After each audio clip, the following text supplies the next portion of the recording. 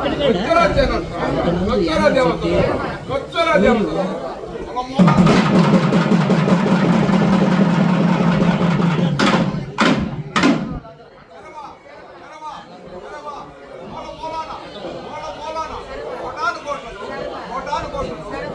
Guys, welcome back to my channel timeless tradition. ఇది normal video అనుకోవద్దు. Normal వీడియోనే కదా అని స్కిప్ చేయొద్దు. వీడియో ఫుల్గా చూడండి, మీకే గూస్ బంప్స్ వస్తాయి. నేను చూపించే టెంపుల్ మా టౌన్లోదే. ఇక్కడ ఫ్రైడే, ట్యూస్డే అండ్ సండే ఇలాగా పల్లకి సేవ చేస్తూ ఉంటారు. ఆ రోజు పూజ ఉందని మమ్మల్ని పిలిస్తే మేము వెళ్ళాము. అక్కడ భజన చేస్తూ ఉన్నారు. చాలా ఈవెంట్స్ పెట్టించారు, ఇందులో భజన కూడా ఒకటి. అండ్ ఇప్పుడు పల్లకి సేవ స్టార్ట్ చేస్తున్నారు. దీన్ని నేను వీడియోలో చూపించే కన్నా లైవ్లో ఎక్స్పీరియన్స్ చేయాలి. ఫోన్ అసలు 10% కూడా క్యాప్చర్ చేయలేకపోతుంది. లైవ్లో అంత బాగుంది, మీరు లైవ్లోనే చూడాలి ఇలాంటివి.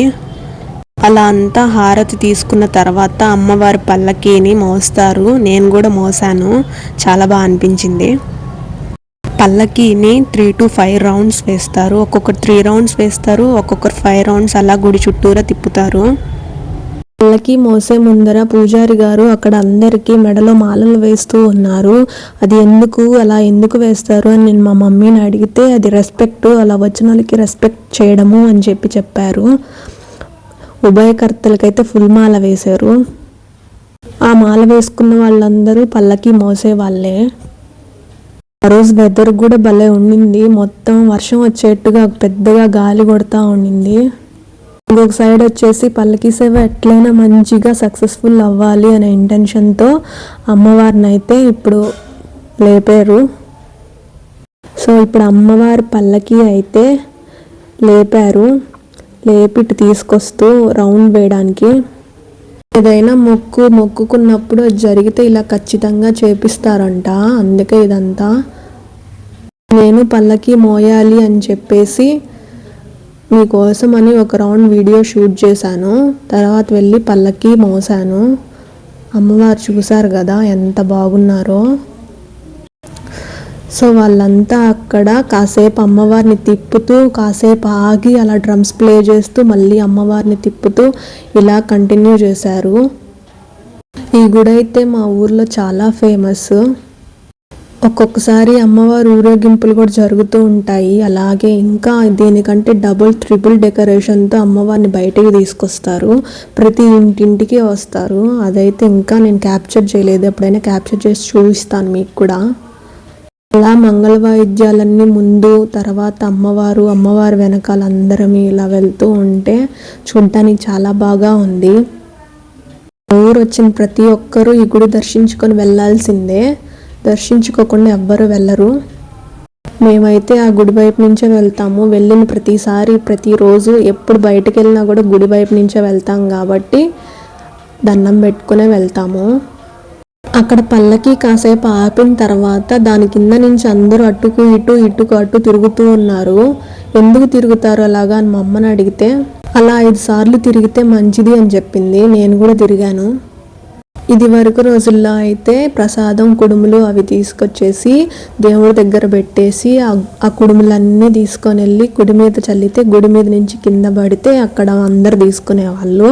అలాంటి ట్రెడిషన్ కూడా ఉండింది. ఇప్పుడు దాన్ని ఆపారు. ఎందుకని ఆపారో తెలీదు. మిగిలిన వీడియో మా అమ్మ రికార్డ్ చేయమని చెప్పేసి నేను వెళ్ళి పల్లకి మోద్దామని వెళ్ళాను. ఒక సైడ్ ఏమో వర్షం వచ్చేస్తుందని ఫాస్ట్గా చేస్తున్నారు. నార్మల్గా అయితే 11 to 12 కూడా అవుతుంది ఒక్కొక్కసారి అంతా కంప్లీట్ అవ్వడానికి. టెంపుల్ ఇంకా కంప్లీట్గా పూర్తి కాలేదు. ఇంకా అక్కడక్కడ పెయింటింగ్స్ జరుగుతూనే ఉన్నాయి.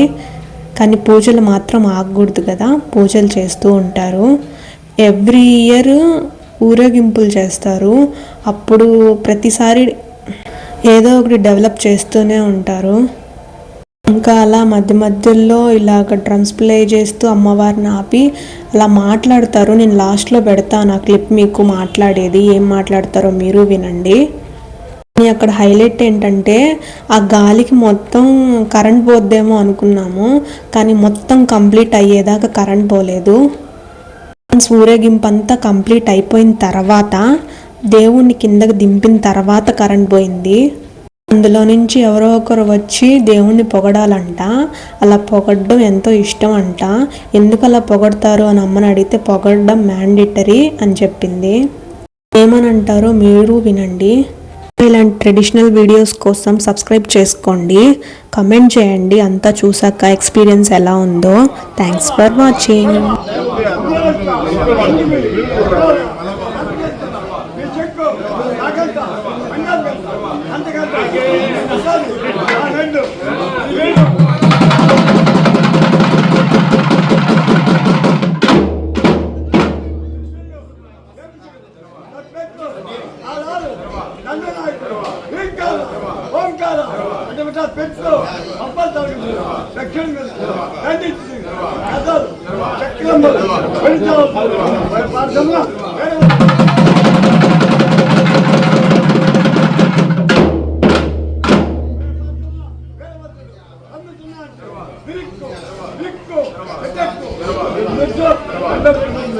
అందరూ